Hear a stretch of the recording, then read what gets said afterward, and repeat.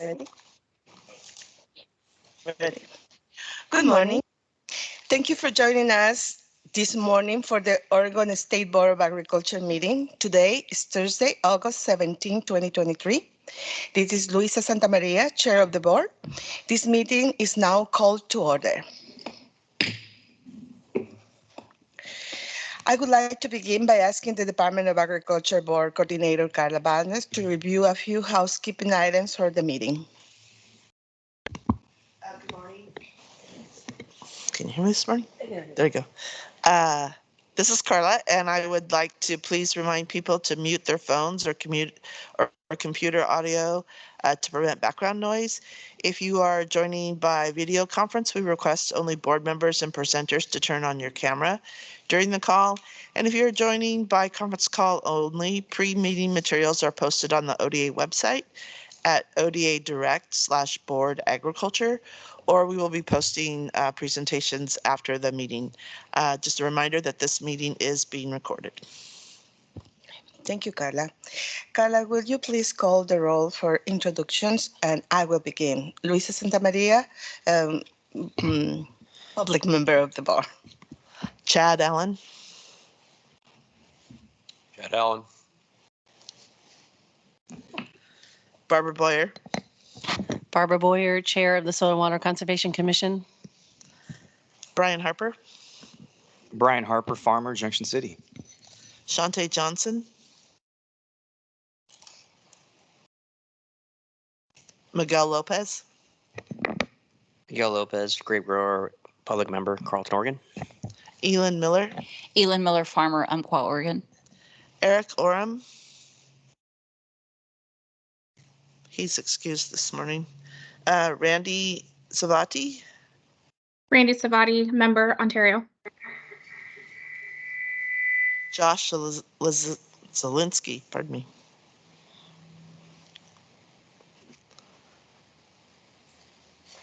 I can see that Josh is online. Dean Simonich. Stacy Simonich, Dean of the College of Agricultural Sciences at Oregon State University and Director of the Oregon Experiment Station. Acting Director Henderson. Good morning, everyone. Lauren Henderson, Acting Director of the Department of Ag, and looks like we need to get an echo fixed.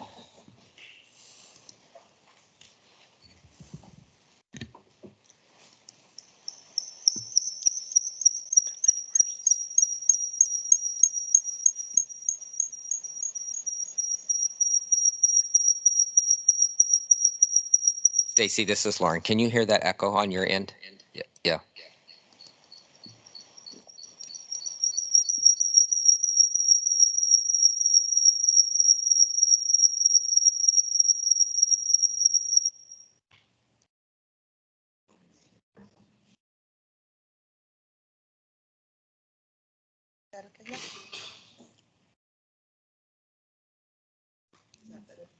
Stacy, do you hear the echo now? No, I think we Don't can. hear it now. Is it okay now? You continue.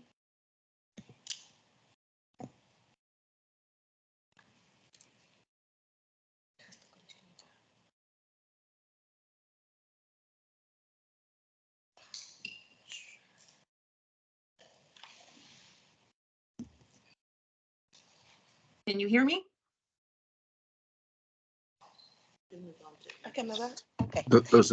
Yeah. We are going to continue with this. Well, let me say some opening remarks that we will have a public comment. It's scheduled for today at 10:30 a.m. If you would like to sign up this morning to provide verbal comments in person, please use the sign-up sheet on the table prior to the comment period. You're joining us the meeting online, please make a request using the chat box, including your name and organization. And comment time will be limited to 3 minutes per person. So one more reminder that this meeting is recorded, and remind the board members and guests that to please state your name for the record before you begin your comments. So let's start with our agenda for today. We have today the OSU College of Agriculture Science, the Dean's Update. So I'm going to invite Dean Stacy Simonich to present today. Welcome. Thank you. Can everyone hear me?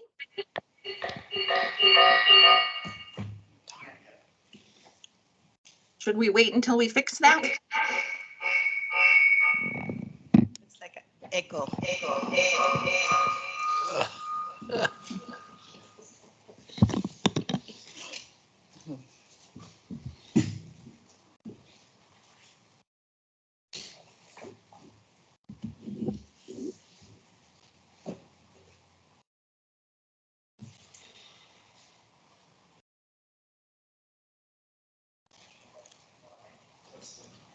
Can you try it now, maybe?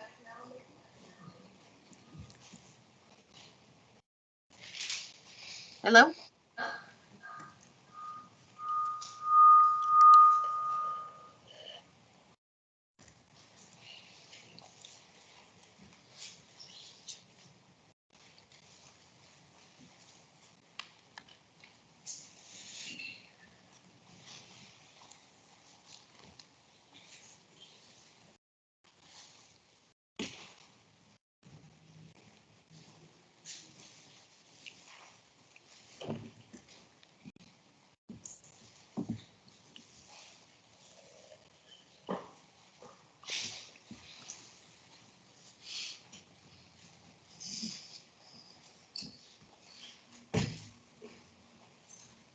Testing, testing. Maybe it's fixed. Now try it again. All right, thank you.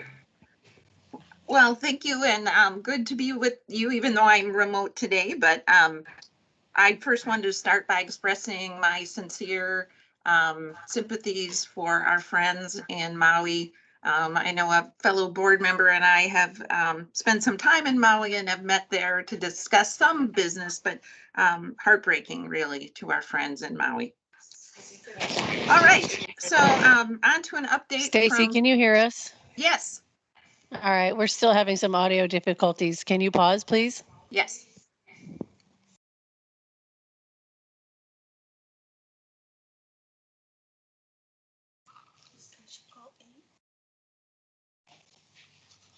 Maybe she can call.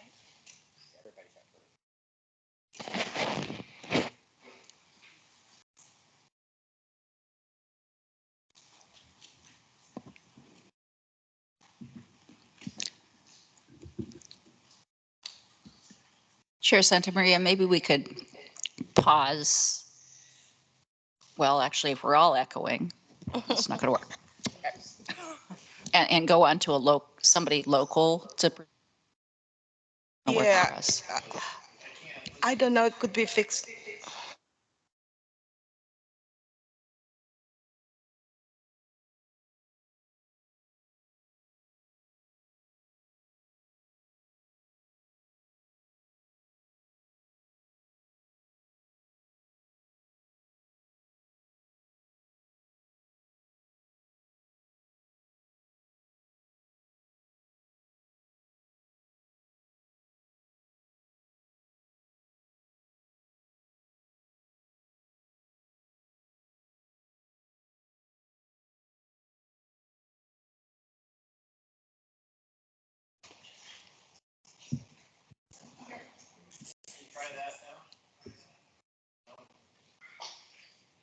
Stacy, can you hear us? Yes, I can hear you. We're still having trouble.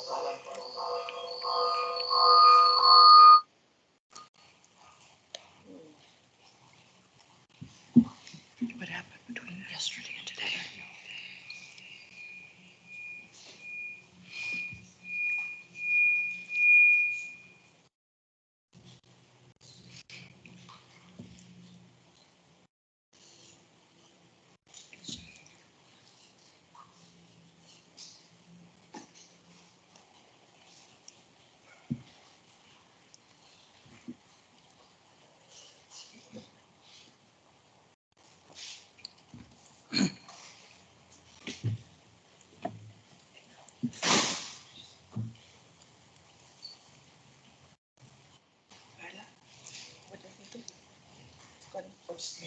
Yeah, move on because it's not gonna pick up the recording.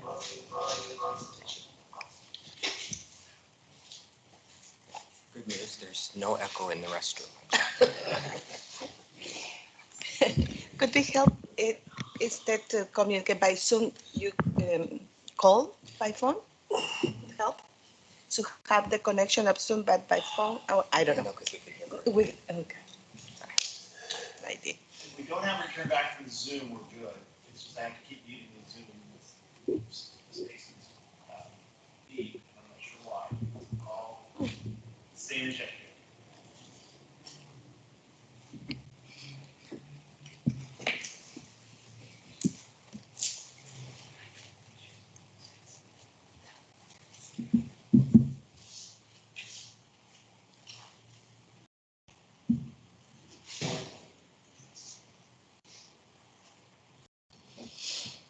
Stacy, could you try to log out and log back in?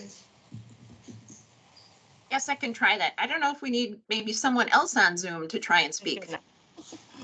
It's mute. Jess here. I'm happy to be the guinea pig if this is working. How, is it working for me now? I don't hear an echo from the phone. Not yet, Stacy. Not yet. Doesn't work or not yet? No echo. Doesn't work. Oh, no, yeah. Doesn't work. We still hear echo. Okay, I'll get out and get back in. I heard an echo from within the room.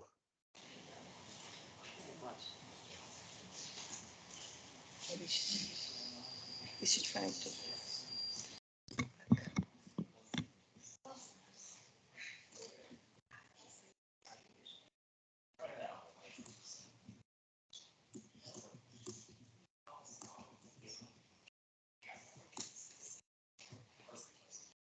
All right, how about now?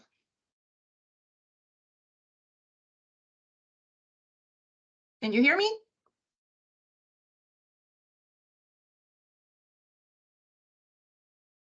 Stacy, Can you hear me? the virtual people can hear you. I don't know Okay. about what's happening within Tillamook. All right. Thank you.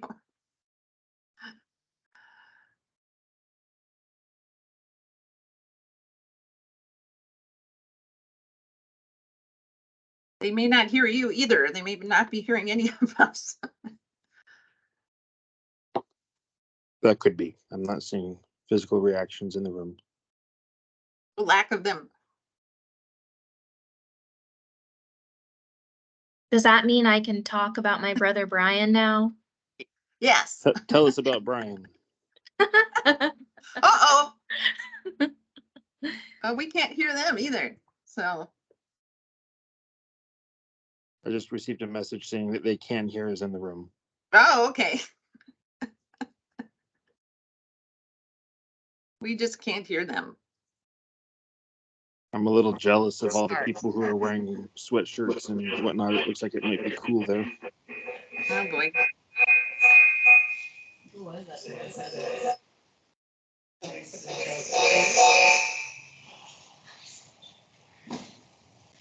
Stacy, I'm receiving a message here asking for you to start your presentation, and we can. Nope. Sorry, Stacy, they're asking if you could do your presentation. We'll at least hear you without the echo before they figure it out on their end. Okay. So folks in the room, we'll see if they hear me or not. I don't know. Okay, I see a thumbs up. All right, well, so just want to say thank you and glad it's cooling off here in Corvallis. I hope it's cooling down the rest of the state. People are safe from fires, all of those things. You know, a hard time of the year to get through, but we will. So just a few updates from the College of Agricultural Sciences at Oregon State University. We expect our OSU enrollment and our College of Agricultural Sciences enrollment to be up about 3% this fall. And that last year it was about that same. So we're still waiting until a month from now when students arrive, but we're expecting continued increase in enrollment of about 3% per year. We broke a record this year in terms of research expenditures in the college. at $114 million. This is huge. We've doubled our research expenditures within the college in the last 2 years.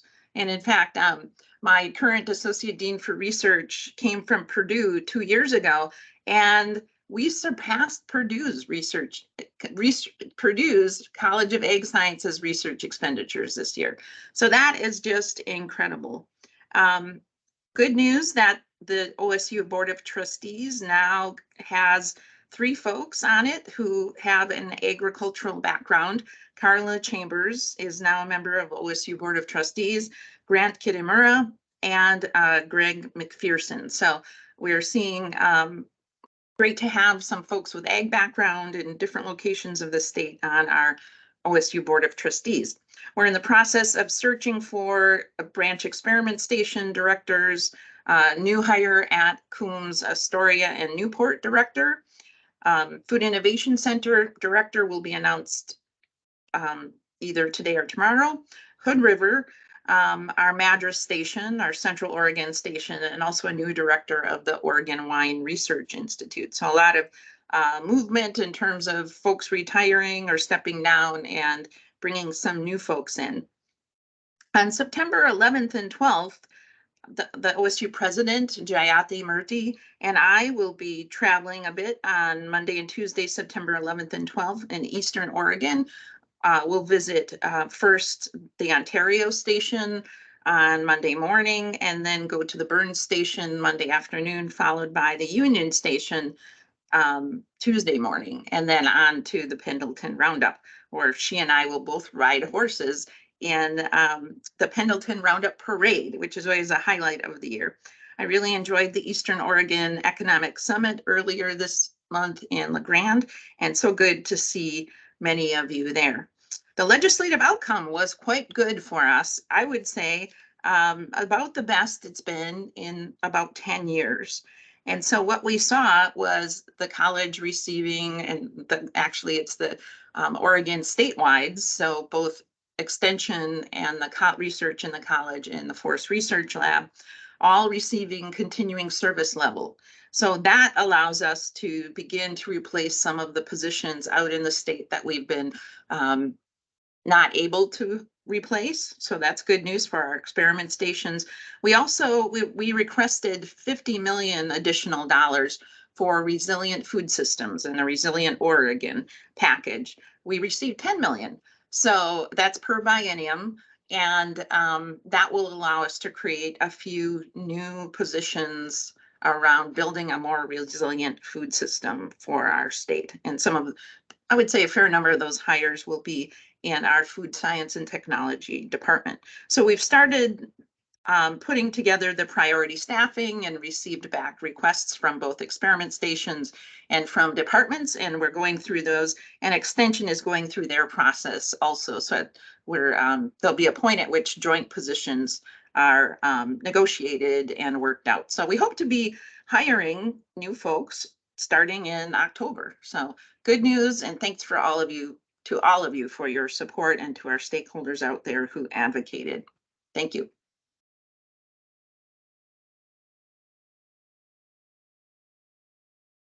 And Lisa Santa Maria for the records.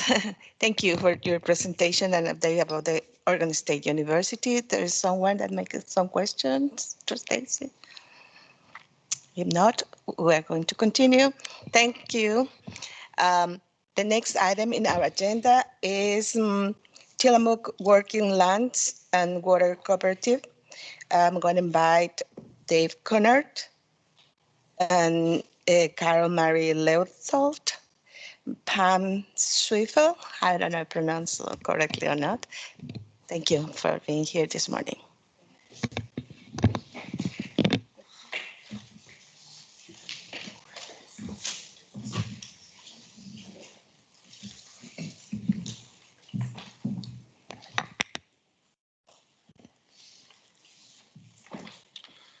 Board members and Department of Ag, thanks for having us here today. So we're just a portion of the Tillamook Working Lands and Waters Cooperative. grassroots organization that we formed back in 2016 right here locally in Tillamook. And I'd be remiss if I didn't point out there's a couple other members in the audience out here that participate regularly. One's over here making a YouTube video, I'm sure. But we do have a slide presentation that we would like to share with you today. So, you know, those of you that don't have a laptop, if you want to follow along with the slides over Chad's shoulder there,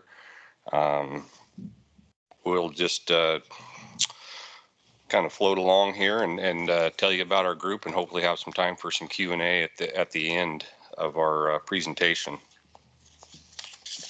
And so if you'll jump to the third slide there, the who we are and what we do.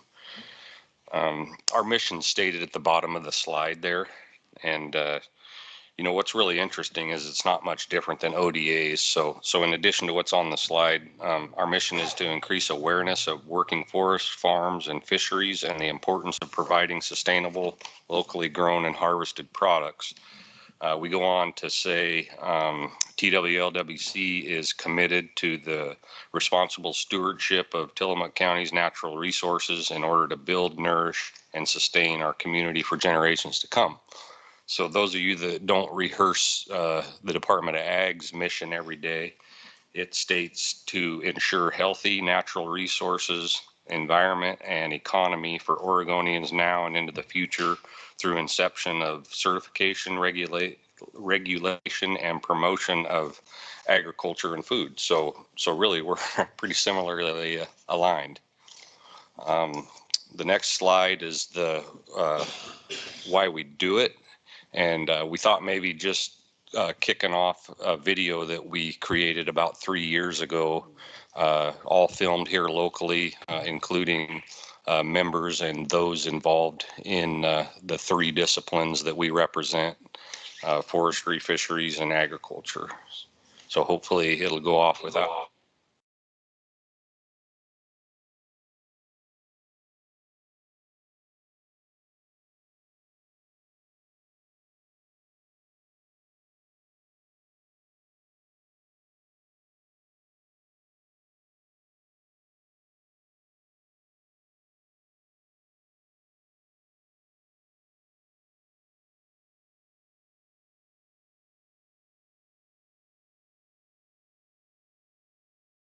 My mic is unmuted.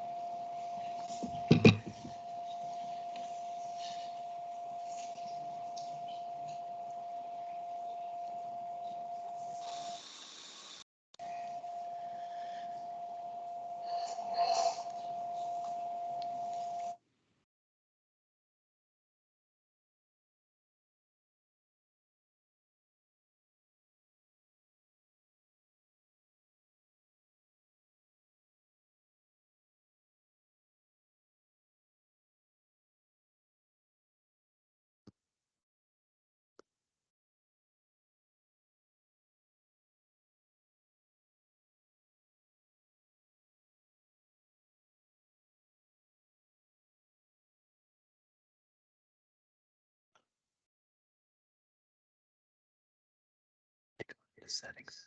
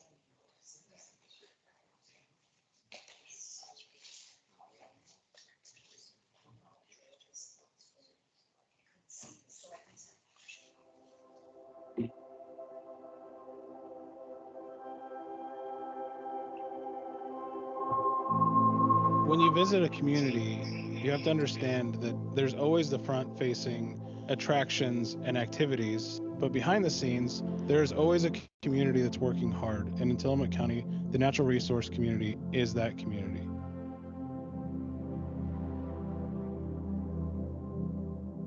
Natural resources in Tillamook County, it's how this county got started many, many years ago. They include timber, of course. Dairy is a huge industry here in Tillamook County, as well as fishing.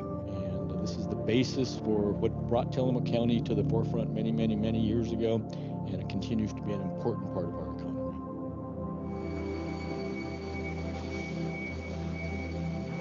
I'm Mark Elston. I'm the plant manager here with Hampton Lumber Division in Tillamook, Oregon. Hampton has had a presence here in Tillamook for 35 years, approximately, since 1986. We make about 210 million feet of lumber a year. We're all involved in the environment around us, whether it's the forests, the dairies, the fishing. So it's in our best interest to take care of those things. We have 170 salaried and hourly employees that work for us here. A lot of them are giving back to the communities a lot. A lot of them are coaches. They're involved with 4-H programs. We're also tied into the high school and the Tillamook Bay Community College. You need a strong mindset for anything that you do, like pole climb, for example. It's a whole nother sport. FNRL, Future Natural Resource Leaders, draws kids into the jobs in the outdoors. Natural resource organizations do definitely do their part for their community, and they donate for projects that need done, like the YMCA or our football field, for example. So the agricultural education program at Tillamook High School and in our county has been a main staple of training the next generation of employees to be able to have the job skills needed to thrive in today's agricultural economy. We have jobs here in the local community that revolve around agriculture, fishing, forestry, natural resources, and this program was designed specifically to make sure that our students are equipped with the resources they need to be able to thrive in that type of environment. I've been raised on a dairy farm my whole life with 2 generations of dairy farmers, and I've definitely known since I was little that I wanted to continue the career in the dairy industry, and that I wanted to take all these skills I learned here and just really put them into my everyday life. We're blessed to have a beautiful county along the coast. We've got 70 plus miles of coastline here in Tillamook County. Tillamook Working Lands and Waters is a grassroots organization. We felt that our true job should be to educate not only the residents of Tillamook County, from people across the state. We have the buy-in of all of our natural resource-based industries, as well as our Public Works Department and Tillamook County Soil and Water Conservation District. We all work together to make things better in Tillamook County. Working Lands and Waters, without one of us not here sitting at the table, none of this would exist, because we need what we have up in the woods, we need the fields, we need the cows, we need clean water, we need abundant water. Fisheries wouldn't exist.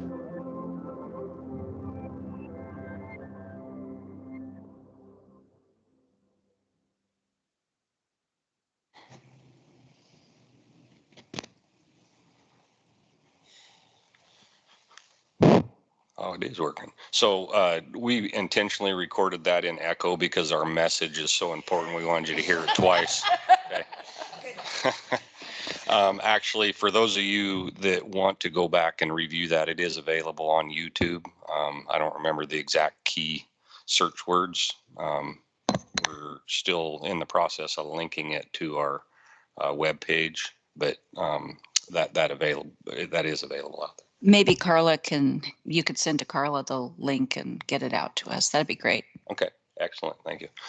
I need to back up just a minute. We didn't actually formally introduce ourselves. I introduced us as Tillamook Working Lands and Waters, but what you see up here is most of our steering team. There is one member short today, but I am Dave Kunert, member of the steering team with the emphasis on forestry. Carol Marie Luthold, emphasis on farming. Pam Zweifel, also farming. Ray Monroe, fisheries and a lot of agriculture. And I always like to say I had a full head of hair when I started in natural resources, and it was blonde. Beautiful. If we could get the PowerPoint back up to the history and need slide is what? It's online, but it's not. Okay. We have it in our. Yeah, we have it in our Oh, books. We do. Excellent. Yeah, so Okay, no problem then. So I don't remember which slide number it is. I didn't number them, but now the need in Tillamook County, as you can see from the video and our comments that have already been made, is we are a natural resource based economy. I mean, we certainly have other aspects of our economy, but 24/7, 365, 12 months out of the year, it's farming, fishery, and forestry. And so, obviously, we're all involved in that. We're passionate about it. And so, we need representation in those arenas. And over time, all of our rural communities, not just in Oregon, but throughout the world, they've been removed from natural resources, right? I mean, all of us have grandparents and maybe even parents that, natural resource was spoke about at the dinner table every night, at breakfast, at lunch. And so there really wasn't that need to educate folks out there because it was part of the normal conversation. There's been a change in demographics throughout Oregon, in particular to us, Tillamook County. The industries have shrunk to a degree, and some of that's due to mechanism, but our populations are growing and people are becoming disconnected from the natural resources the way we view them. And then just the increase of regulatory policy and pressures, and that just comes with the paradigm shift. And so we really need to keep in the forefront the importance of responsible management of natural resources. So just kind of a little bit of the history of Tillamook Working Lands and Waters. So leading into the fall of 2016, there were a lot of special interest groups from outside Tillamook County that were courting our local newspapers with articles and letters to the editor, sensationalizing the effects of primarily active forest management, and more specifically herbicide application and utilization. So, there were also 4 initiatives that were on the ballot, and most of you in the room probably recall them because, they are specific to the Board of Agriculture. But it was the IP 78, which was a ban on aerial spraying and toxic pesticides, IP 79, which was the Clean Water Protection and Landslide Protection Act, and then IP 80, Let's Keep Oregon, Oregon, and IP 55, the right of local community self-government. And so that really got the attention of a lot of people here locally. And so in October, community leaders, primarily elected officials or those aspiring to be elected officials, reached out to the natural resource community and said, let's have a meeting and converse these topics and see what we can do to keep Tillamook. And so in October, 18 farmers, foresters, and community members met. And, we were educated on the various ballot measures in Lane and Lincoln County were some that were pretty specific at that time. And then just discussed some of the articles that were in the local papers and the letters to the editor that were flowing regularly in the weekly papers. And so, immediately that group realized the need to engage and educate. And so it was actually very productive. We came up with several ideas or concepts as to how we could get out in our community and educate people. And so, one of the first ones was to provide farm and forestry information to new residents. And so really that brochure that all of you have in your hand is kind of the current draft of that. It evolves in time. The first one was, one piece of paper folded nicely and had a little bit of information, but we felt and realized that people are looking for more information, right? I mean, sound bites wasn't really doing the education, so that's been developed. You know, the other concept that floated to the surface was expand natural resource curriculums in the schools. And so, you know, really, that's why our students are there, right? Is to get educated. So why not be educated on what goes on locally? And then, you know, show pro forestry, pro ag films and documentaries. And some of this was a pushback to that. You know, I'm sure all of you have heard of it, if not seen it, but Behind the Emerald Curtain was kind of the special interest group's version of forestry, right? And so, you know, a little bit disingenuous in our opinion. And so, you know, videos similar to the one you just viewed was a portion of our answer. Provide tours.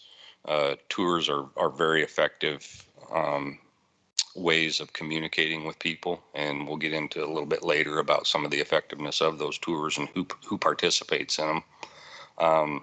Host a farm to fork event. So, you know, really bring somebody out to the site of where their nutrients is produced, right? And have that conversation, explain to them, show them. There's just a lot of aspects of that somebody that's going to the supermarket or the fast food restaurant really doesn't understand how that lettuce or tomato or ketchup or a hamburger, you know, whatever your food of choice is. And then county fair outreach.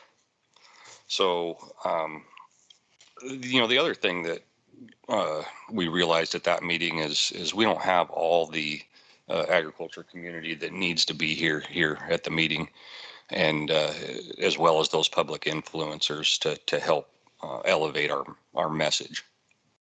And so, you know, we created a list of potential partners that, you know, obviously included the fishing industry and educators. So we actually moved quicker than I thought we would. You know, by February of the following year, 17, we were planning a tour for the spring. By March, we drafted our first brochure. Our first tour was held in July, so basically 8 months from trying to form a group. You know, we provided our first community leaders tour is what that one was. So a lot of the local electeds, educators, and what we refer to as community influencers. By August, we showed up at the fair with a booth. It was a green screen format, so you know, people could kind of come in and play the part, if you will, and maybe take a little bit of information home with them, have a conversation while they were there, and let them know a little bit more about our group. September, we finally gave our group a title. You know, at first we were just the Tillamook Grassroots Group, and so you know, we came up with the concept of the Tillamook Working Lands and Waters Cooperative. And then at that same meeting, we started a outline for our 3-part video series, and the one that we viewed here was actually our last one. So there's kind of the who, what, and why. And so the who and what, we'll try to get links for you guys to view those as well. And then by January of 18, we nominated a steering team and developed working committees for all these various events that we try and participate in. And then probably our you know, really what set this group you know, to the next level, I would say, was our June 2018 tour. And that's where we hosted graduates from county college.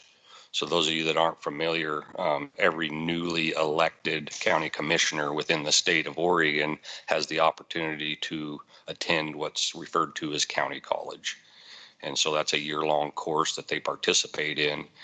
And, you know, there really was a shift in voter opinion in that time frame, and people were realizing that, hey, you know, pro-natural resource representation is needed throughout the state. And so we had over 32 county commissioners and their staff attend. We do a dinner the previous night, And then the following day is about a 6 or 8 hour tour. And out of respect for their travel efforts, we'll try to get back about 3 o'clock, get them back on the road. And so, that really started that conversation about the, Tillamook grassroots group throughout the state of Oregon. And so I'll catch up with my slides here. So some of the events that we, our group today is comprised of the farming sector, fisheries, forestry. We have some board and commission regular participants to our monthly meetings. We've got the Tillamook Chamber of Commerce, which is, that's a pretty unique fit right there, because, that is where you go to in a community to kind of find out what's the pulse, right? And so, they help with our messaging. Our brochures are available there.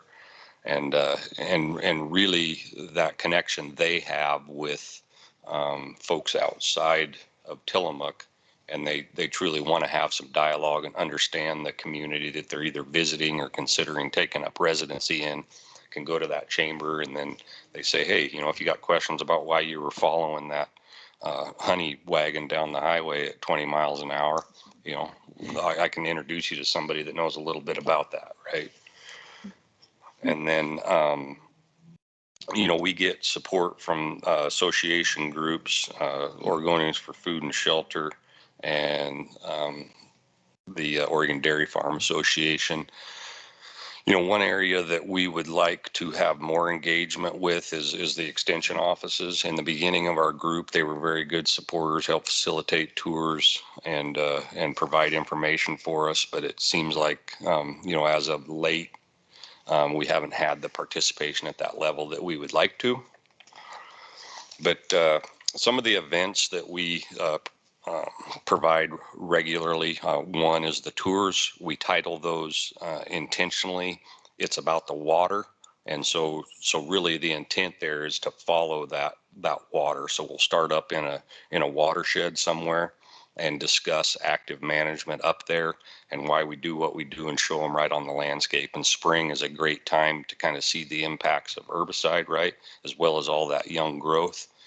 So, from there, we follow that water down to, either a hatchery or a shellfish farm, and talk about that collaboration and communication between the land manager and maybe that hatchery manager, and, different water events that are out of the controls of any of the landowners or managers. We put our heads together and really prove that dialogue on the ground. And then from there, we move down into the ag lands, and it's just a continuation of that conversation. The fields have their setbacks, no different than we have up in the uplands. Different crops that they're trying to rotate in and out of their ground, and then just the whole, animal husbandry and the nutrient cycle there, and the management of that nutrient cycle. And you really know you have a participant in the tour where you want them when that Jersey calf reaches out and licks them at the end of the tour, right? I mean, how many people can say, I got licked by the cow and then I went down to the creamery and licked the ice cream that it made.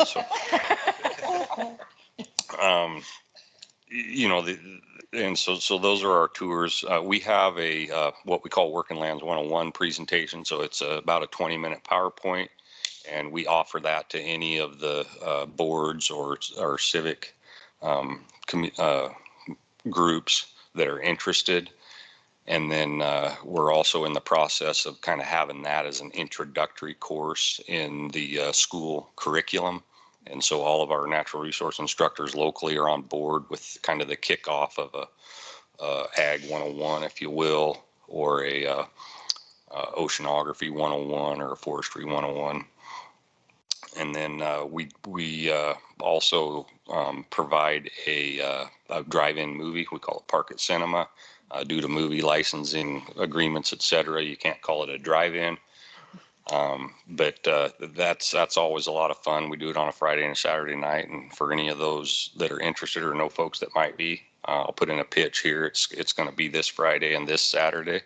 So come on out to Martin's Dairy, and that's really fun too, because we get future natural resource students there on one night to facilitate the parking, and we get FFA students there on another night to facilitate the parking.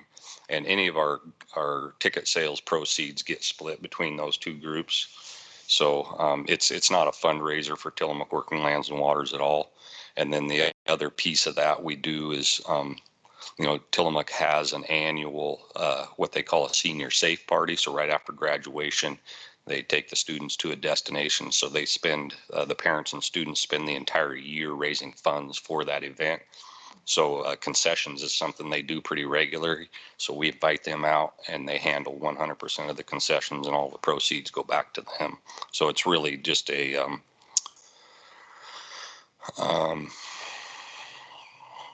Community service. correct. Yeah, it's a service to the community.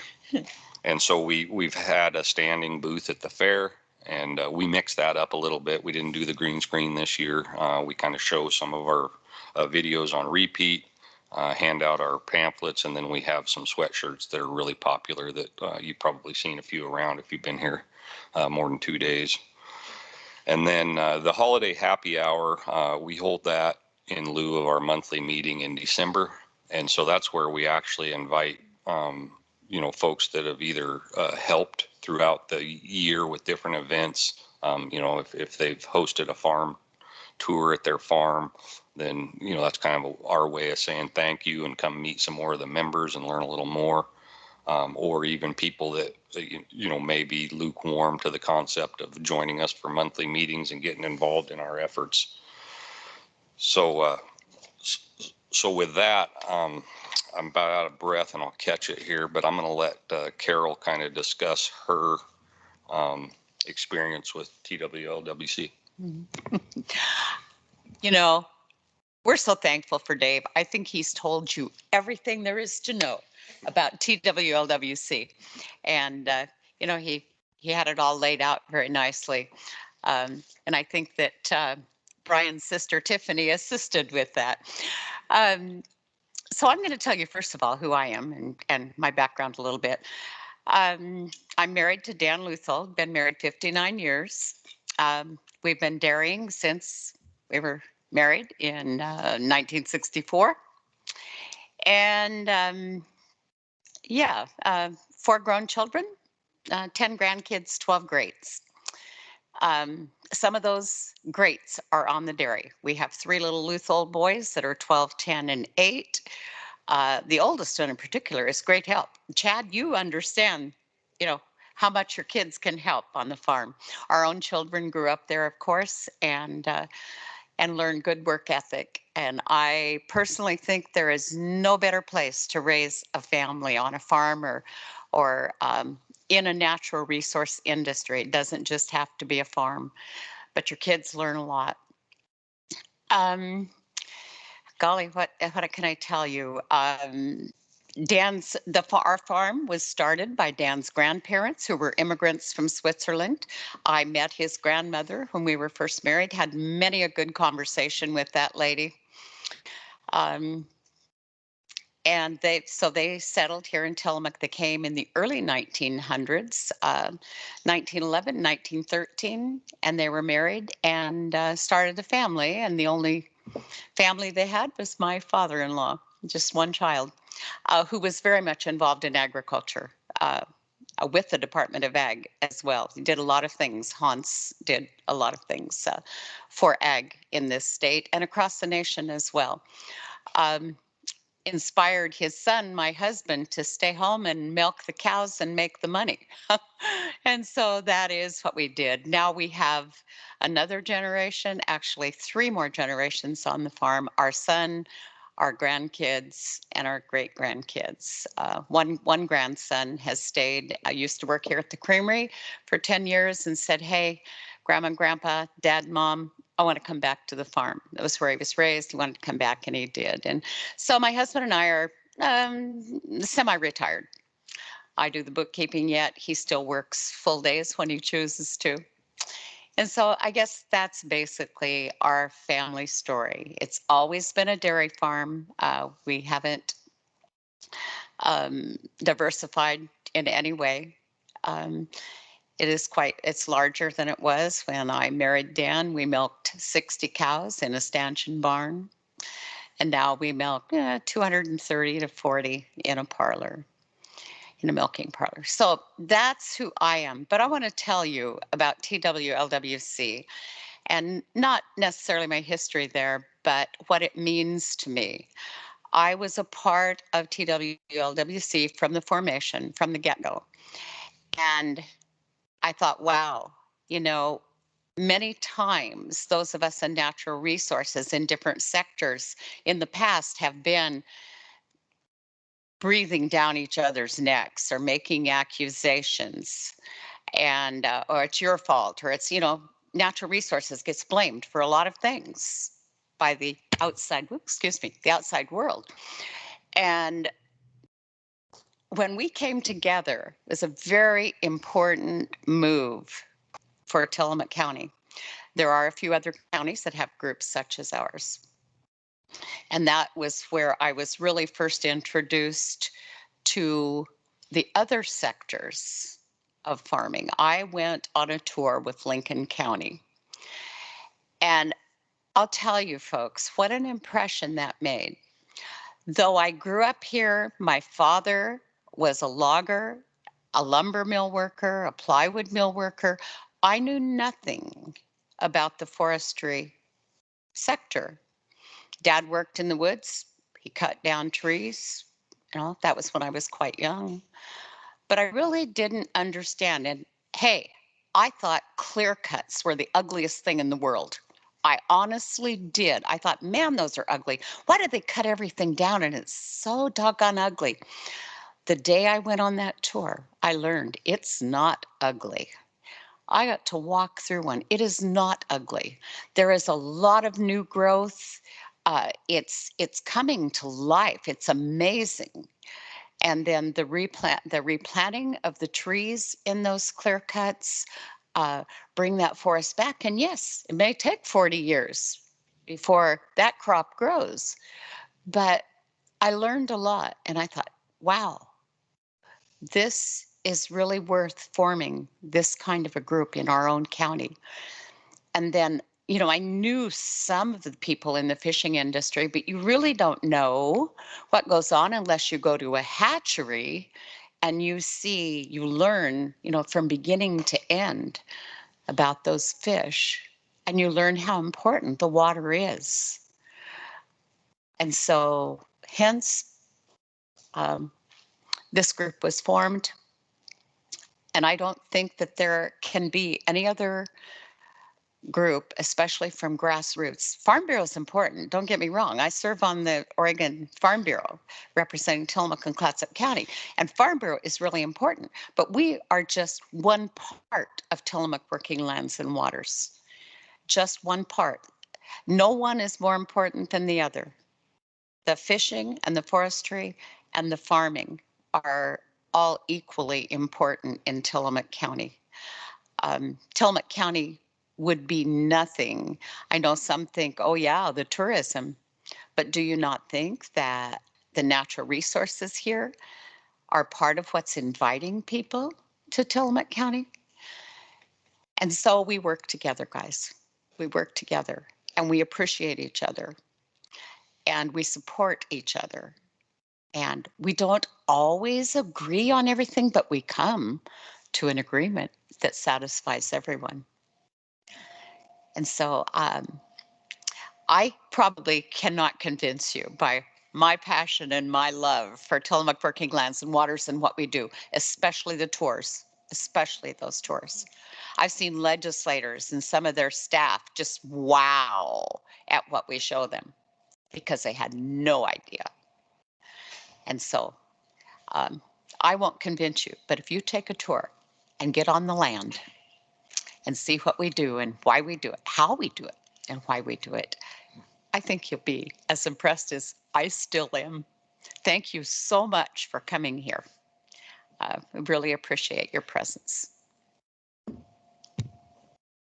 Hi, I'm Pam Zweifel, and my story is different from Carol's. I grew up in Corvallis on a a world famous poultry farm. My grandfather was the first man to develop a strain of white leghorn chickens to lay over 300 eggs a year.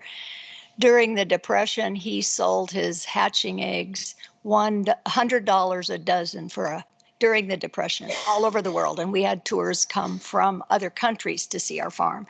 So that's where I began. But I attended Oregon State, met my husband there, majored in elementary education, came home and after we were married and taught school for a while, had 3 sons who grew up on the farm, and we farmed basically just as a family. Developed as our oldest son got a little older, he was really interested in trucks and equipment. So we started a hay hauling business that grew to 3 trucks and later bigger. But while I was still doing the books, it was 3 trucks. And we did that for about 15 years. And hay hauling is not what it used to be.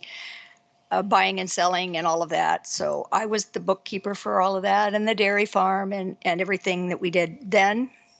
My husband isn't happy doing just one thing at a time. So we kind of got into custom farming, and he was still milking cows, and we had the hay business. So started Zweifel Custom Farming, which we went around and did round baling for, I think, even your family, Chad, and a lot of families in this community. My son, our oldest son, Carl, still has the custom farming business, and so he's done a lot of different things as well. But when 2009 came, my husband just couldn't stand it because our granddaughter had some chickens. He majored in poultry science at Oregon State, and that's kind of the story. He told me after about 25 years that the first day that he was in poultry science, his professor said, there's a couple different ways to get in the chicken business. One of them is to marry Jess Hanson's granddaughter up on the hill. When I met him, and my name was Hanson, I was from Corvallis. He said, "Do you know Jess Hanson?" I said, "He's my grandfather." Well, my sister would have never worked with her. So anyway, so we developed a pasture-raised layer business, and we sold our eggs directly to the stores and the restaurants up the coast, and then went into Portland. Did that until we sold the business a couple of years ago.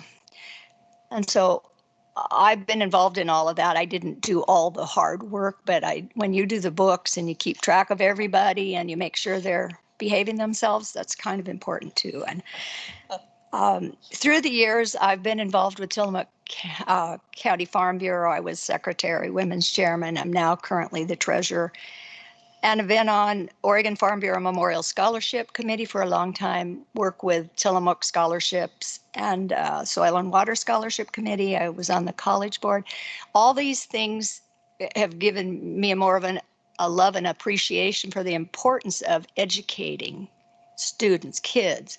In fact, one of our new members in our committee received, when I first became treasurer, he was the first scholarship winner, and he's now on our Soil and Water Committee, which is really, I don't mean Soil and Waters, Working Lands and Waters Committee. And it's really fun because I felt like our Farm Bureau organization actually helped get him started. So I may not be able to say it as well as Carol, but I am passionate about Tillamook Working Lands and Waters. I mean, we had our very first tour, and I was so impressed with what the forestry sector does. I'd never seen it before. We were up on a Stimpson property, and it was just, it's beautiful. Not only beautiful, but we learned so much. And before, as Carol said, we sometimes don't really understand what other people do. We might kind of bump shoulders and not appreciate each other. But I really do love and appreciate all these other folks. And we're getting older. We need young people to come and take our place, but we're going to stay with it until we get them. Another thing, though, is last year at the county fair, there was somebody who came by and she said, "I don't know who to talk to, but I'm really worried. We've got some timber company coming in, and they're going to spray, and I'm afraid we're going to die or our water is going to be polluted." And I said, there are regulations they have to follow. You wouldn't believe. They can't spray during certain conditions. They have to follow all sorts of rules. And everything has to be just so. So you don't have to worry. And I wouldn't have known that necessarily if we hadn't had this organization. But the tours are wonderful, and I would encourage you to come. We'd love to have you be a part. Thank you very much. Chair Santa Maria and the rest of the Board of Ag, good morning. My name is Raymond Rowe, and I'm a member of this fine group representing Tillamook Working Lands and Water. I bring to the table fishing and agriculture interests, and anytime I get to brag about our constituents and agriculture community in Tillamook County, I do so, and so I'm going to do it today. I believe that all the agriculture community in this whole state is doing a fantastic job that other people don't get to see or hear. So I was invited to this board because I'm a Pacific City Doryman Association co-chair, which we have over 765 members. I'm an Oregon Salmon Commissioner. I'm an Ocean Policy Advisory Council member. I'm an Oregon Coastal Zone Management Association member. I'm an R&E board member. That's the Restoration Enhancement Board, of which we spend about $4 million a biennium to do fish enhancement and or restoration. And at last, I'm the County Soil and Water Conservation District Manager for over 26 years.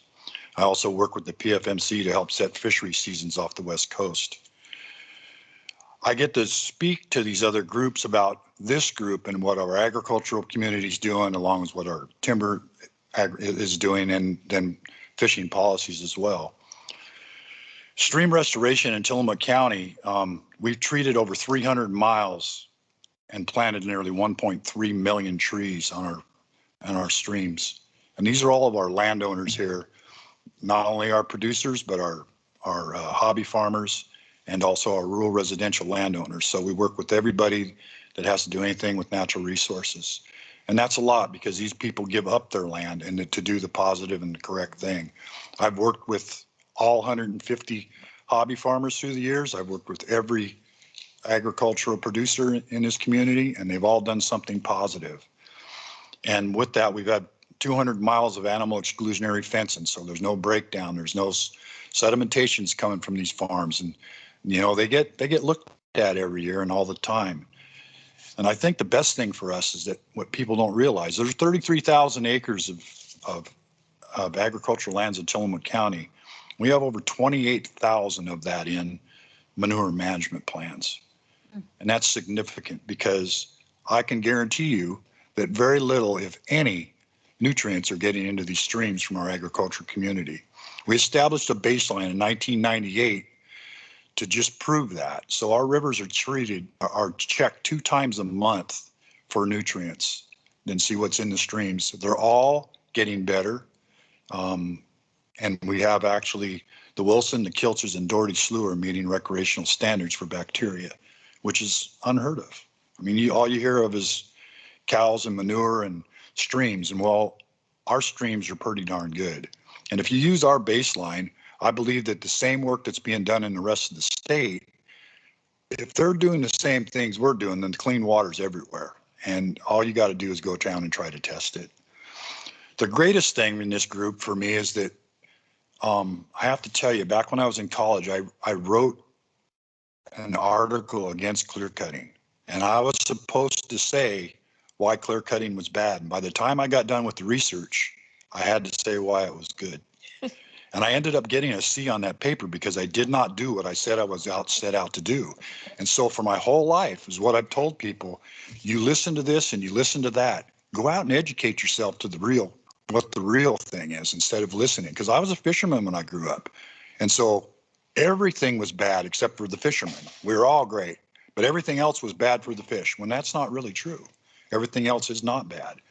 So, you know, I get to talk now to our other fishing groups about the road hardening and the culvert replacements and the bridge replacements that the timber industry is doing for fish passage, and the herbicides applications, you know, that are good for water quality. They're not getting that stuff into the streams.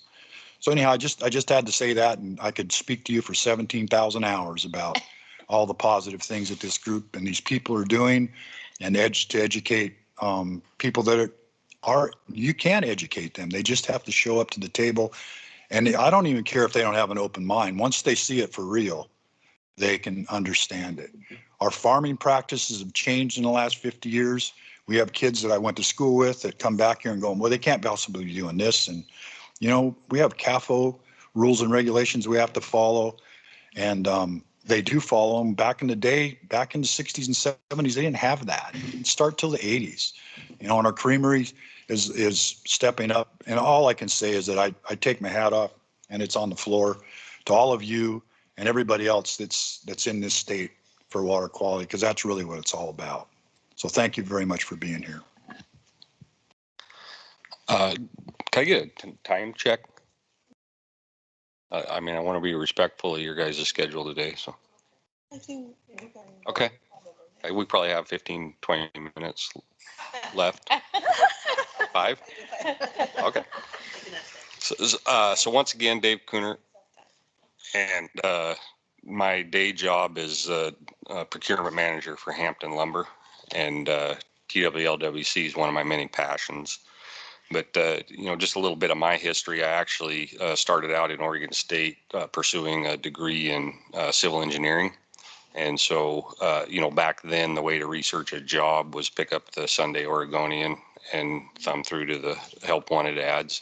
And so I was looking to get a little bit of experience that following summer, and all the jobs were in the I-5 corridor. And I thought, you know, I grew up on a cattle ranch in Central Oregon, and kind of accustomed to that rural living, and Corvallis worked okay for the time, but it's like, I don't want to make a career in the I-5 corridor. And so I had a good friend that I took a lot of courses with. And so I was quizzing him. I said, you know, where are you looking at going to work for civil engineering? He kind of looked at me funny. He said, civil engineering. I said, well, yeah, we have all the same classes. Isn't that your major? He said, no, I'm in forest engineering. I said, what's forest engineering? Civil engineering in the woods. I said, you're kidding. No. I said, who's your advisor? So he takes me down to his advisor, and we work out a plan. Yep, I can get you out of here in 2 more years, and you'll have a forest engineering degree. And I thought, great. But, you know, the more I get into forestry, it's like, you know, the politics just bog down your daily work. And, you know, as a civil engineer, nobody protests, you know, a bridge improvement or a highway intersection improvement. So sometimes I question myself 30 years ago if I made the right decision. But like, you know, most in the natural resource sector, I came to our first meeting, and, you know, I was very skeptical, thinking my participation was just that. You know, I'm just participating, right? I've got plenty of other things to do. We're not really known for our outspokenness or, you know, our willingness to speak about our practices. And really that's the problem, right? I mean, we don't say enough about what we do and why we do it, and the good things that result from our work. But, you know, there was a reoccurring phrase at every one of our monthly meetings. You know, Carol probably said it the most. We need to educate these people. We need to educate these people. And, you know, that really started resonating with me as, you know, that is one of my other hobbies, is working with the high school in their natural resource curriculum, as well as the community college. And, you know, coincidentally, my wife is an educator as well. And so you know, I thought that makes sense. I mean, young and old, we need to educate. But, you know, what my involvement, it's just been a great opportunity to collaborate with like-minded people. You know, all of us here at the table, and probably most of you up there at that table, you know, we're professionals in the natural resource industry, and we really do have common goals and values, and we need to figure out what those are, and continue on those paths. But, you know, my network has grown to include, you know, a lot of the local farms, the fishermen, the shellfish farmers, educators, elected officials, planning department personnel, which is kind of an odd one, right? But, you know, regardless, we have a lot of connection there. And then just other county and statewide influencers. So just really a great network of resources aside from, you know, the forest sector. You know, we can, as all three said, you know, we continue to educate one another. And as a result, we can educate others within our social networks on various resource topics. Our message is amplified when you take all three sectors and put those into a megaphone. It's a lot more than Dave Coonard out here representing Hampton saying, we do good things, trust me. So if you could key up that the second video, as a result of this group's work and efforts, I mean, we've gotten, and we never set out to get a bunch of recognition, right? I mean, that's not who we are. We don't take ads out in the paper. We don't take ads out on TV, but we do come up with what we feel are effective tools to educate people. But in addition to the county college tours, we also hosted what we feel is probably our second most important tour to date, and that was with the whole FEMA biop that's going to have draconian impact not only in Tillamook County but throughout the state. We took some representatives from NOAA as well as FEMA out and just really showed them the collaboration and the volunteer efforts that happen here in Tillamook County to protect threatened and endangered species. Last fall, we were recognized by the Tillamook Coast Visitors Association. So those of you that aren't familiar, that's, tourism and promoting tourism in Tillamook County is kind of their charge. And so you would think, okay, you guys just said in the beginning that people from outside the area don't understand what you're doing. They come here, they make opinions about your practices. And so, to have them approach us, and they actually awarded us with the Excellence in Stewardship Award. And after that, they came back to us and said, you know what, we want to make a video at our expense on your guys' effort. And so that's the last video I want to share with you when he gets it queued up here. But it really showcases, the efforts of this group and that wide-reaching network that we have as a result of our efforts. But while he's queuing that up, all three of them mentioned is we want to leave you today with a standing invitation to participate in one of our tours. And so whether that comes through Chair Santa Maria or one of you, we try and hold 2 a year. And so typically one in the spring and one in the latter part of the summer. And we will keep you guys in mind and feel free to reach out to us as well. So it looks like he has the video ready. We'll go ahead and watch that. Maybe not. Okay.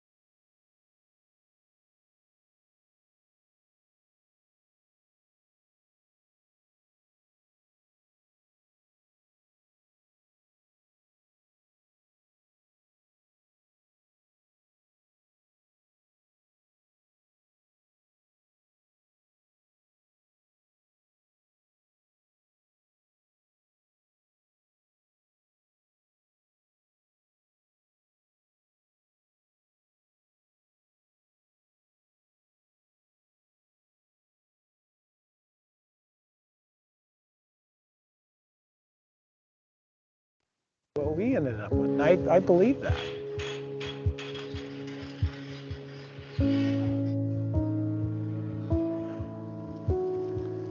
There's one thing that makes all our industries work, and that is water. And without adequate, clean, and cool water, things have a hard time surviving.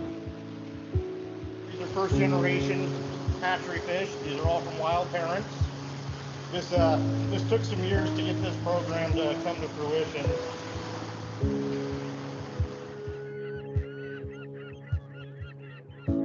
We have 3 lines that go out that pull water out of each Arts Bay, and we pull in 75 to 100,000 gallons of seawater a day, 24/7. We can't do this if we don't get water out of each Arts Bay, and so if our water is not clean or has problems with it, then we can't harvest.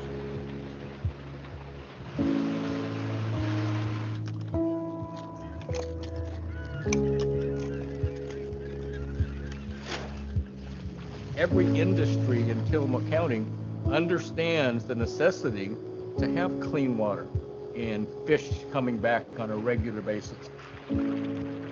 Yeah, adaptive management.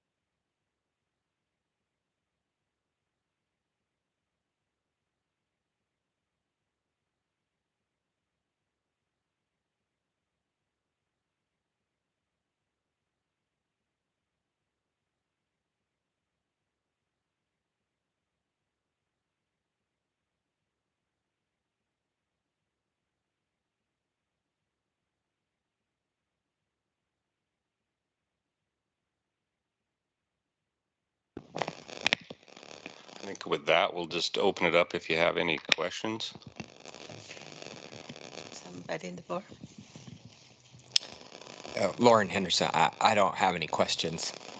I have a tear in my eye right now, and the reason why I do is you're doing, and what you're doing is you're doing it well and right.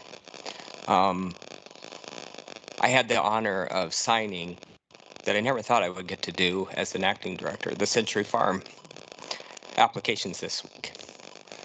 And I'm reminded in all the words that you said about our youth, collaboration, educate, working together, leadership, stewardship, and volunteers. What I didn't hear you brag about, because our farmers and ranchers don't, is their families. And there's a family behind every one of your stories. Many of them for, is it 6 generations, Carol? 6? And so I would just encourage you to keep up. Don't give up. Keep working together. I have found that we don't do enough talking together. We don't do enough getting people, and it's a sacrifice to invite a stranger to your farm. You know, sometimes you wonder if you've taken a risk.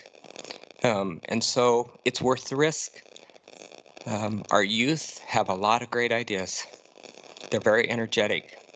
They don't all have to be in farming. They don't all have to be in ranching, forestry, or fishery. But they have something to offer.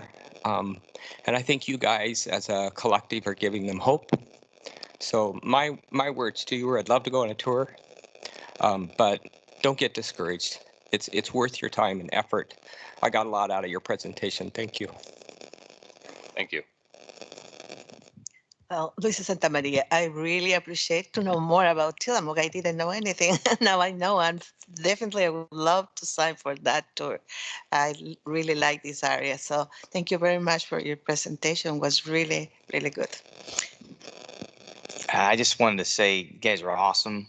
We have Lane Families for Farms and Forest in Lane County. We started that in 2016. It was a reactive start, but our goal is to be proactive and educate and show the stewardship that we've had for generations. I'm a 5th generation farmer, but we've been running parallel for so many generations on issues like those IPs you brought up.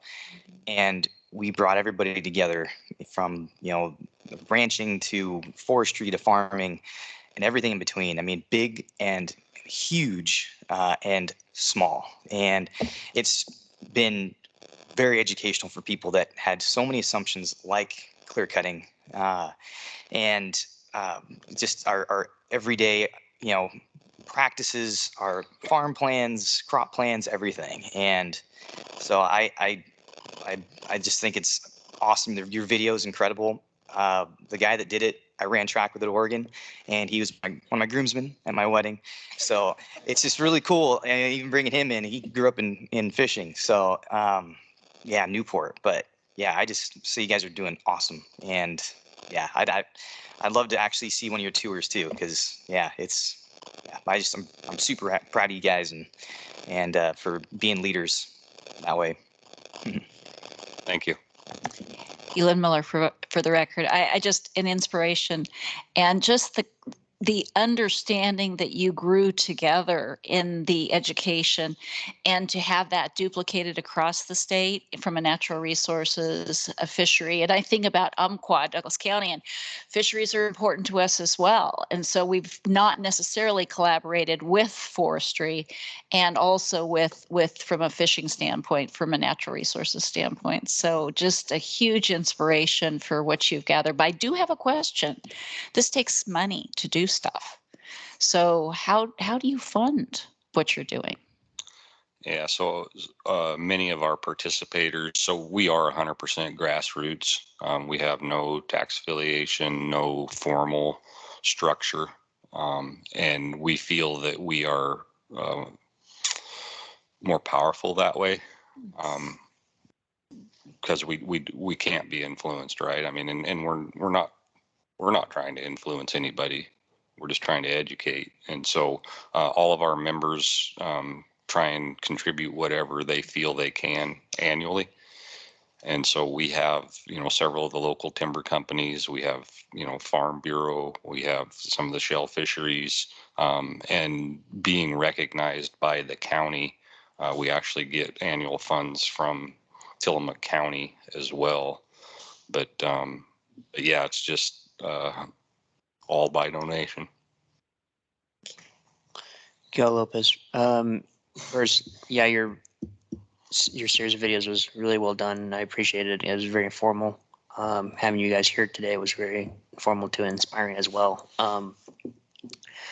It sounds like this was reactive to what was going on locally at your level.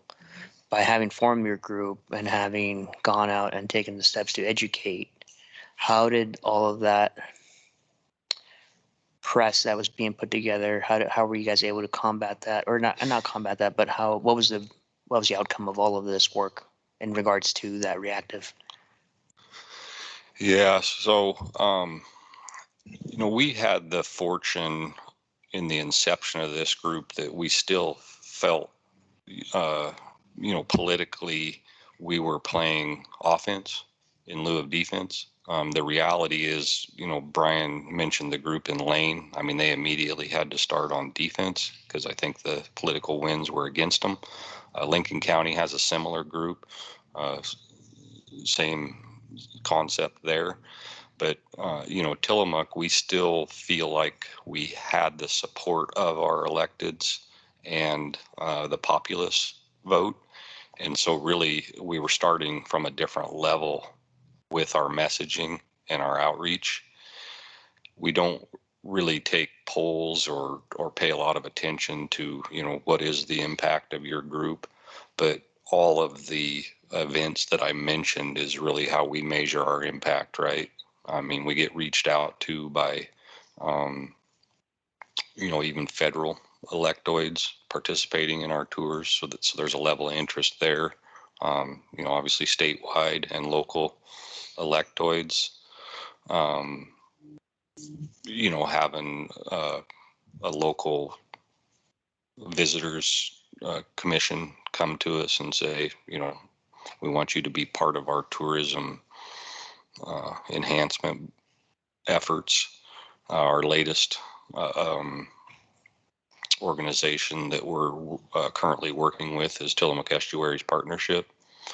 And so really by having those folks want to be involved and show interest in our groups, I just got a call yesterday that, you know, they wanted a presentation from our group for Wyden's town hall meeting that's happening tomorrow. So all that really speaks volumes to our efforts paying off. Thank you for the question. And I think we've evolved, and perhaps you've all picked up on that. We have evolved from day one, and some of the things that we do are things that came along the way as we saw needs or a place where we could do outreach.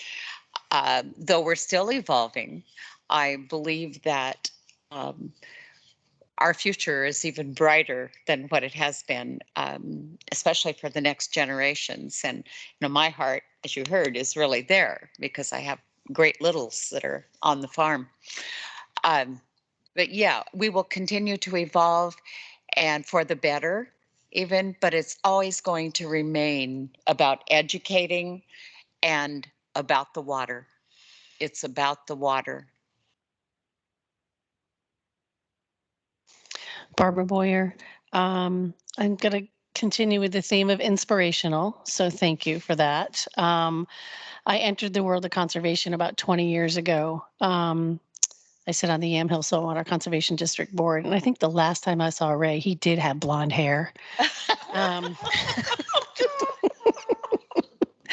What So color was your hair? Same. You just ruined it all, Dave. Oh, he did it. I have 6 brothers. I can take it.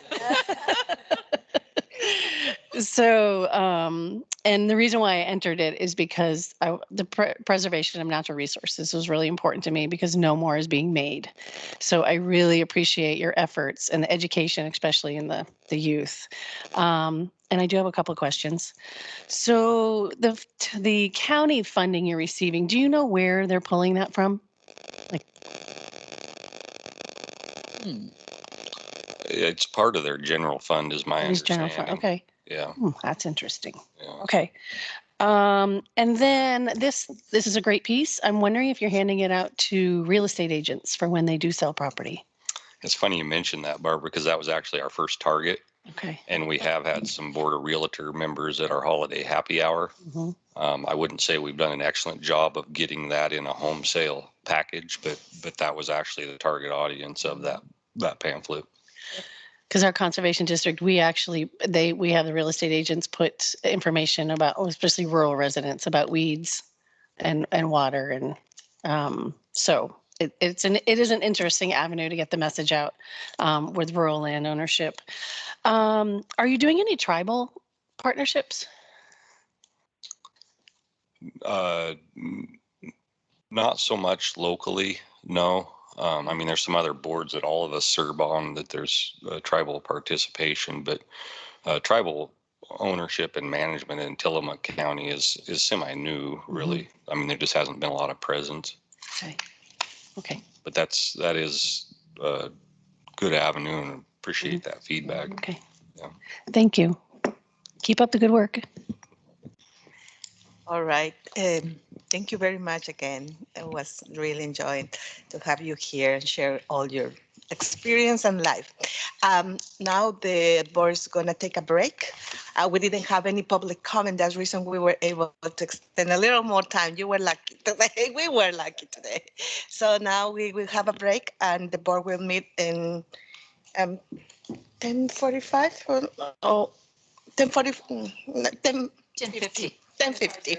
Yes. Thank you. Thank you to all of you.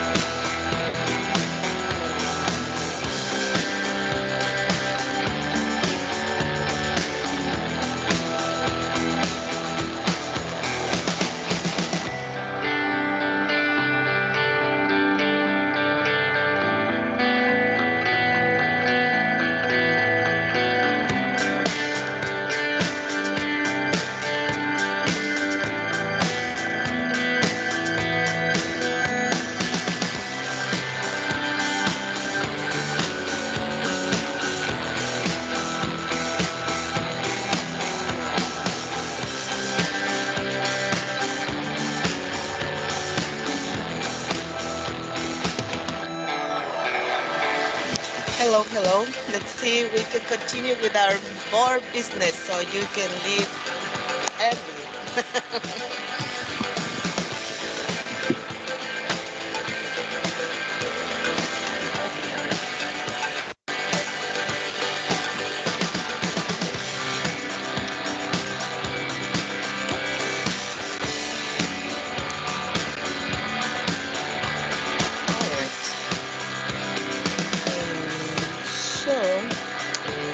Luisa Santa Maria for the record. We're going to continue with the agenda for today, August 17. The next item is board business. And we are going to start with ODA program area reports. Any question? We're losing people here. Somebody has any questions for the ODA program area reports? Yeah, Elin Miller for the record. From a CAFO standpoint, with the changes that occur at some point in a future meeting to maybe bring the board up to speed with the what's different with the legislation that passed. And it may not be significant enough, but up to you guys to decide if it's significant enough to come before us. That was one.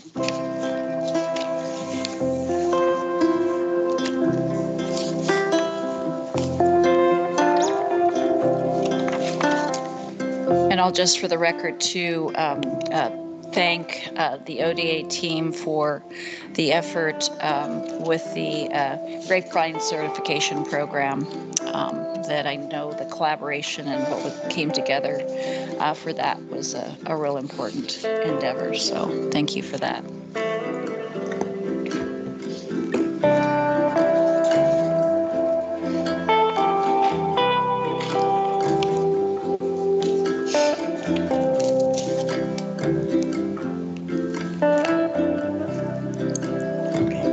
Thank you. Anyone else? Maybe somebody joining us remotely. We have some of the members that can provide any questions for the ODA staff.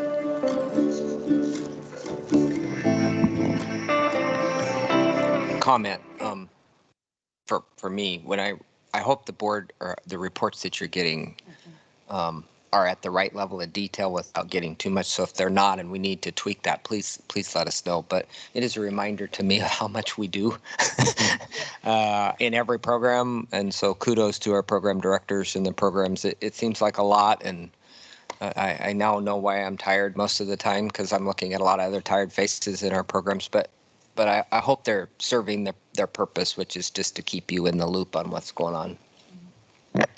Yeah, that was one of my points. I really appreciate reading these, and it is always a wow factor for me when I read them. So I appreciate them. Thank you. All right, it is that complete. No more comments. Let's go to the next point of our agenda. A web report. Board member Barbara Boyle will provide us an update. Barbara Boyer, our last OWEB meeting was in Sisters, I think it was 3 weeks ago. Very smoky Sisters. But if anybody's ever looking for a meeting venue, Five Pines is a great venue for meetings. We could not afford to stay at the hotel, but the meeting venue was great. Or the area that Five Pines is quite beautiful.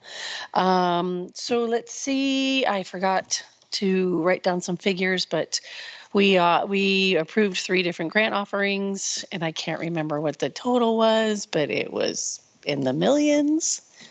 I can't remember what it was. One of them was the watershed capacity funding, which was quite the deliberation, figuring out the capacity funding for watershed councils, some that are not producing very at high caliber right now. So it was a really long topic, and I managed that particular agenda item, and it was really difficult to manage that deliberation.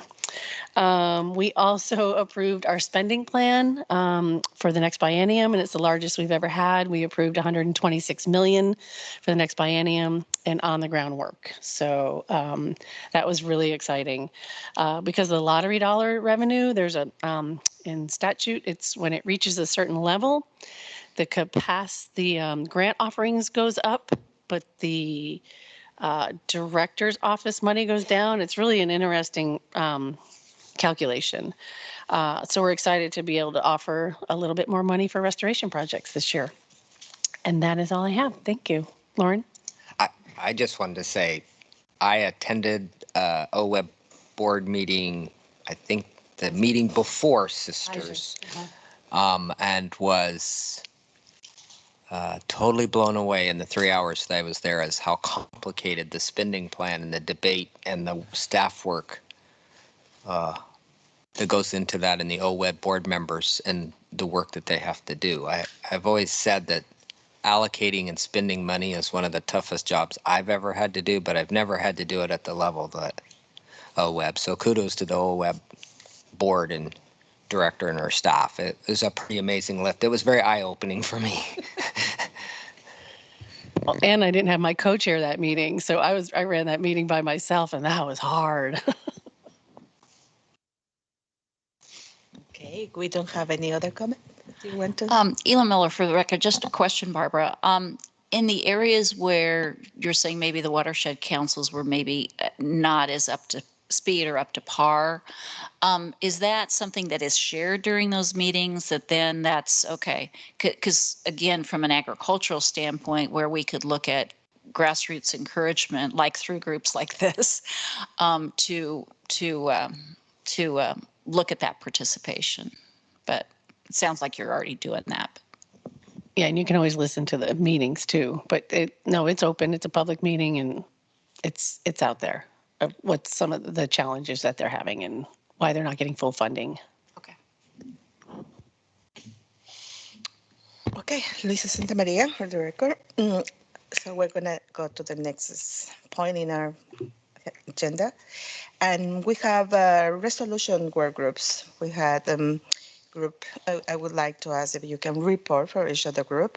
So what about group A? Who is going to report? Miguel Lopez for the record for Group A.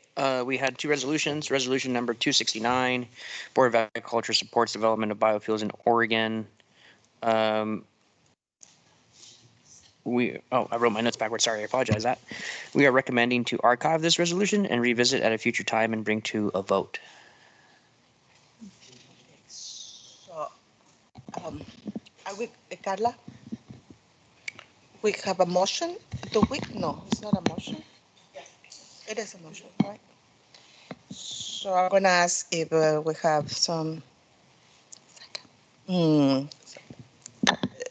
Miller for the record, second. Okay, thank you. So the resolution. All those in favor? Oh, yeah. So all of are in favor, say aye. Aye. Aye. Aye. Aye. Yes. Online. Oh. Who's that? Oh, online. Is somebody online, please? Josh? Aye. All right. Who else is on? Randy is there? No, but I think we have enough votes, right? We have a quorum. Randy's there? No. Hi, Randy. No, but we have the votes. All right. So that's the only resolution? No, we had another one. We had resolution number 305, the Native Plant Conservation Program.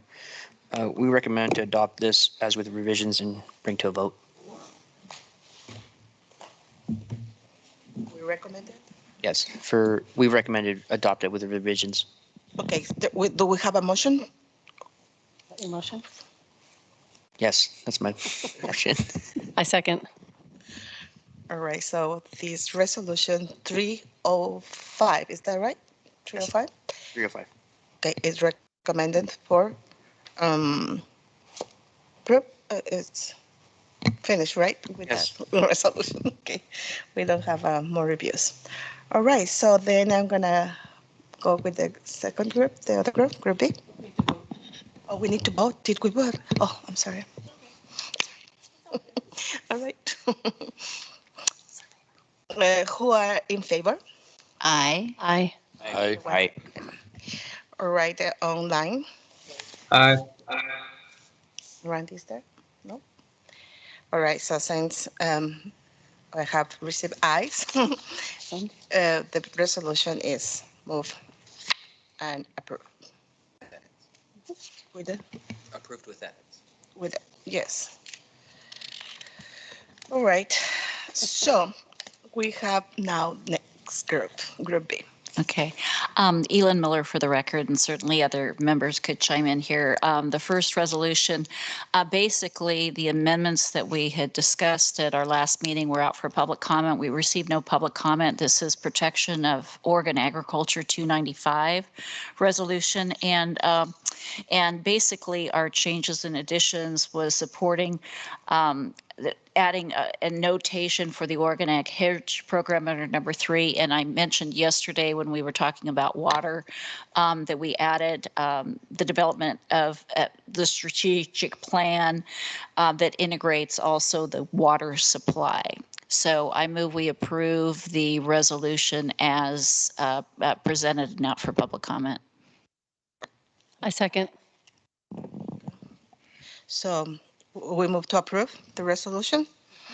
And then you have another resolution. Oh, no, we have to vote. Vote. I always forget the vote.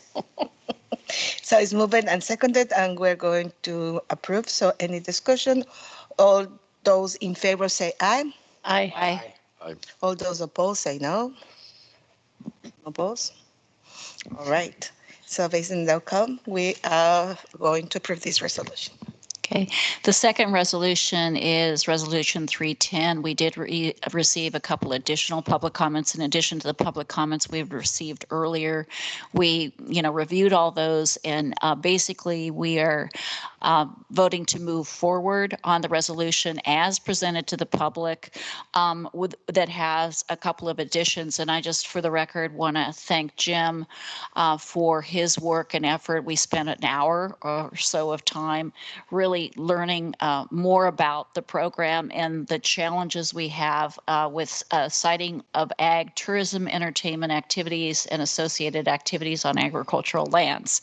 So I move that we approve the resolution as amended, Resolution 310. I second. So it's moved and seconded to approve this resolution. Any other discussion? If not, let's go and ask if all of those, all those in favor say aye, please. Aye. All those opposed say no. Judge, I guess we can hear you.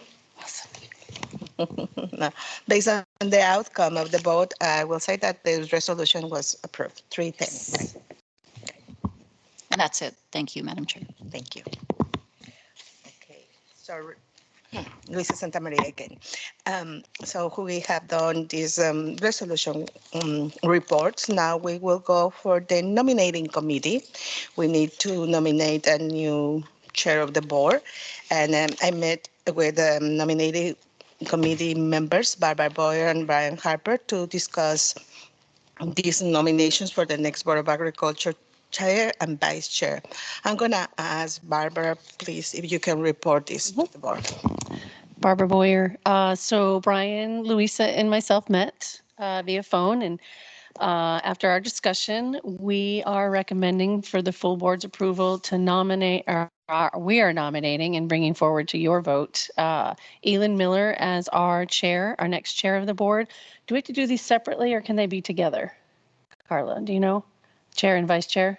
We should do them separate. Okay, thank you. So our recommendation for chair is Elin Miller for the next year. And that is, I'm not going to make the nomination. I want somebody else who's not on the committee to make the nomination. Right. Brian, do you want to add anything? Sorry. No, that sounds perfect. Okay. All right, so we want to ask some. Okay, great. Miguel Lopez for the record. So I nominate Elin Miller for chair. Okay. Second. Second. Good. So we need to vote now? Mm-hmm. Okay. Now I'm learning. So all those in favor say aye. Aye. Aye. Okay. Aye. Okay, good. Thank you, Josh.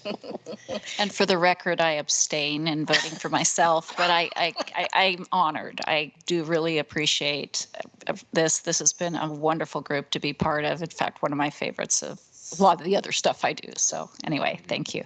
Okay, thank you.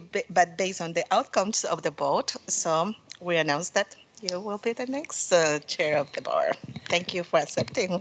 And then in our discussion, we discussed vice chair, and we have chosen Shantae Johnson to be our vice chair for the next year. Any motion? Oh, what is, yeah. We need further discussion. We haven't, there's been no nomination yet. So I'm looking for somebody here to do that. I move we nominate Shantae Johnson to be our vice chair. Somebody could second. Second. Second. All right, so let's go to vote. Move for a vote. Could we have discussion? Yeah. Yeah.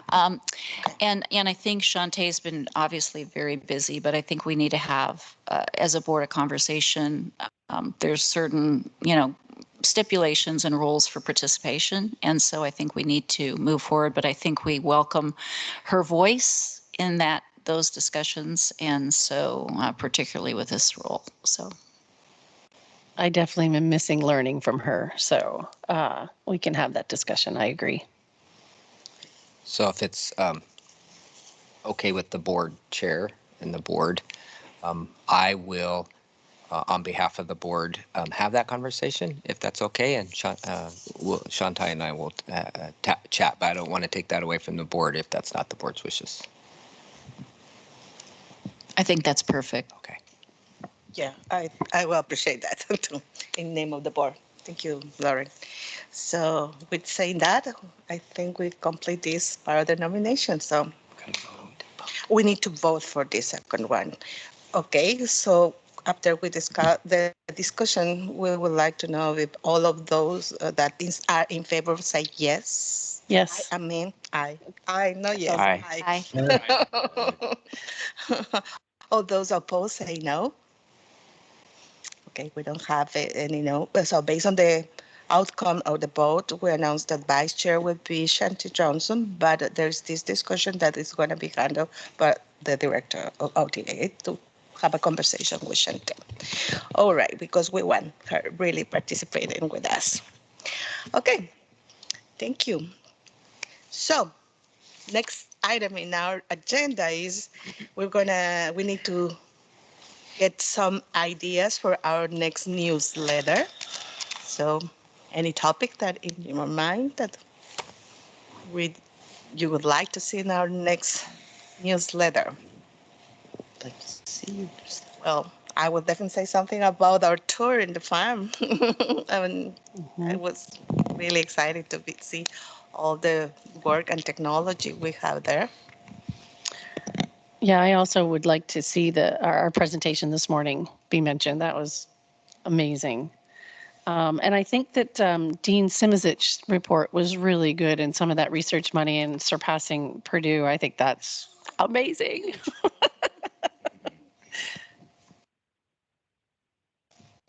Yeah, and I'm just, as Ela Miller for the record, just a question, because we've had, input, Carla, and I don't think we've had a newsletter for a while. So there's a lot of stuff. So I don't know if we can do it in such a way to be able to capture all the great nuggets from the last few board meetings as anyway, I don't know if there's a different format or a different way to do it or whatever. So This is Carla for the record. I do think we need to have some discussion about the format and the frequency of our newsletter.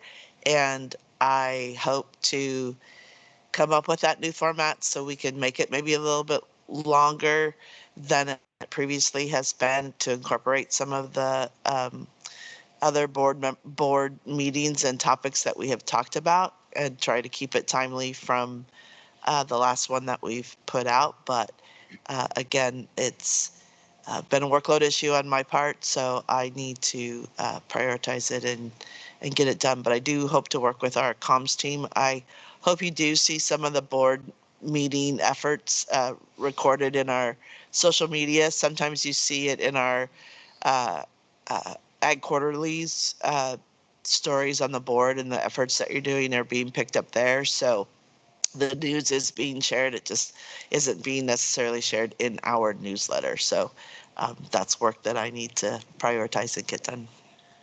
Well, and just to refresh some of the board's memory, we started the newsletter to make the biannual report easier to put together too. So I feel like, and not having it once every 2 years in front of the legislators, just the frequency of it. But I just, yeah, I'd help with some formatting if you wanted it. Okay, thank you.